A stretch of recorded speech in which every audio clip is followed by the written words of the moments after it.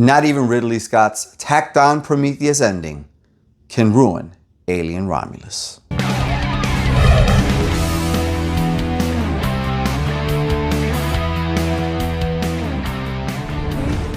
What's going on, people? Alex Thorn here, and I'm just a rock and roller who in his downtime likes to watch movies while wearing a bandana. And today I didn't really have downtime, but I had to make time to watch Alien Romulus. That's right. On this very channel, we have live streamed all 8 Alien films. We've reviewed all 8 Alien films, and now the time has come finally.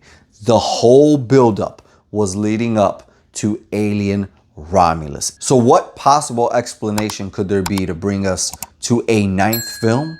Well, here we go. Space colonizers come face to face with the most terrifying life form in the universe while scavenging the deep ends of the derelict space station. Right away, the first thing you get is the love for the original film. He took a stab at Alien, and my God, did he pay attention to the details. There are buttons galore and CRT screens everywhere. And not only that, the score to this film was just like the original, just brought up to date. I mean, kudos to everyone involved who allowed the director to do his thing.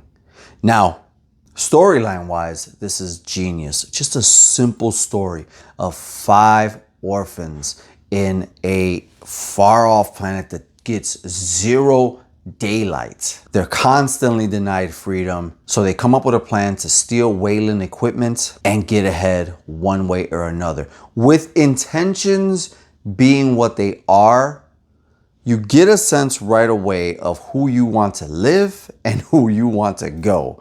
And there's one brother in this that the moment he opened his mouth, his thick accented mouth, he had to go. And I'm here to tell you that justice is served. Fede Alvarez knew that you didn't need super smart scientists and you didn't need colonial marines to tell a alien story. The lead character Rain and her android brother Randy do amazing in this. They steal the show. I love that Andy is stuck between being a simple android that was found in the garbage and reprogrammed to pick up and kind of be her brother because she's an orphan.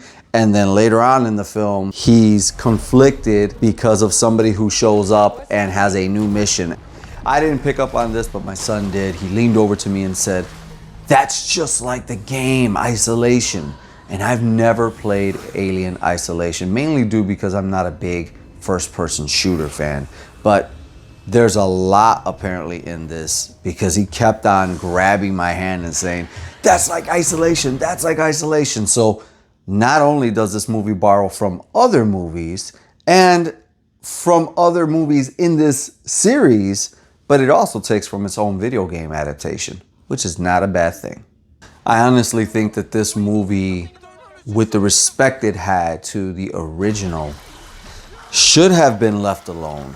The xenomorphs and the designs are incredible. There's a couple new things that happen with them. The face huggers are real in the sense that, of course, when they're flying around, and obviously is CGI, but there are a lot of scenes where you definitely can tell that the xenomorphs and the face huggers are absolutely there in the same room with these actors.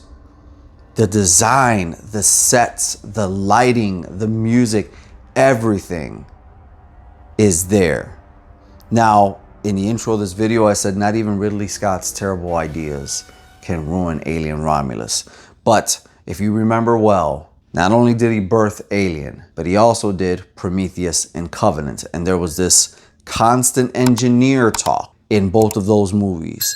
And there's a character who returns here with questionable CGI that is non-stop talking, which is, for me, what brought down Prometheus. It's shoehorned into this movie. And obviously, I don't think that Fede Alvarez wanted any of this in there. And 85% of this movie is pure Alien. And then there's a double ending. And when the first ending happens, it's like, this is great. And the second ending comes about, I kid you not, I was questioning my rating for this movie. When the first ending hit, I knew what I wanted. Instantly knew what I was going to rate this movie.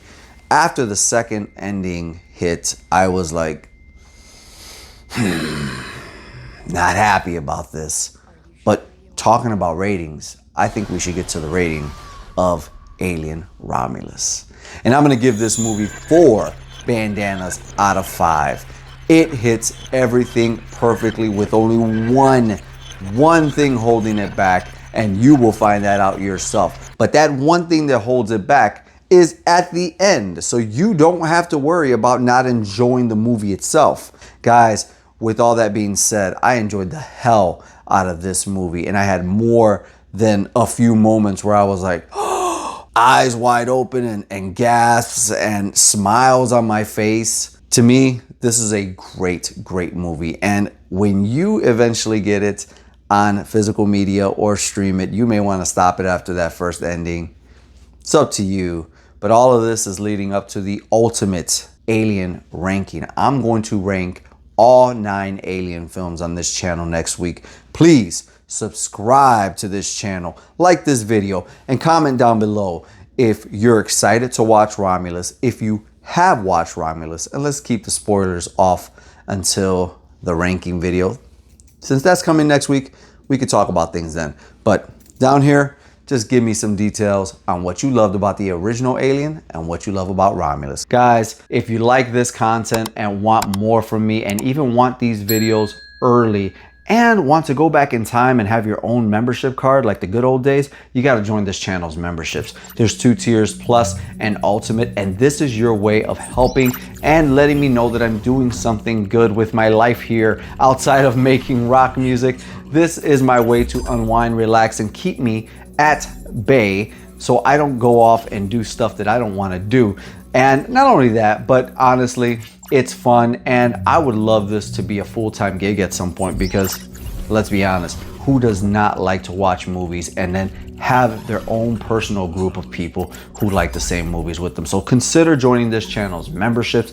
You not only get the things I mentioned to you before, but you get to request your own reviews, you get exclusive lives, early access to videos, polls that help shape the future of this channel, and more. And if you don't feel like committing to that, you can always leave a super chat, super thanks, or head over to Buy Me a Coffee. That is your one-stop shop to letting me know and leaving me a note of how I have helped you enjoy anything or what you appreciate about what I'm doing.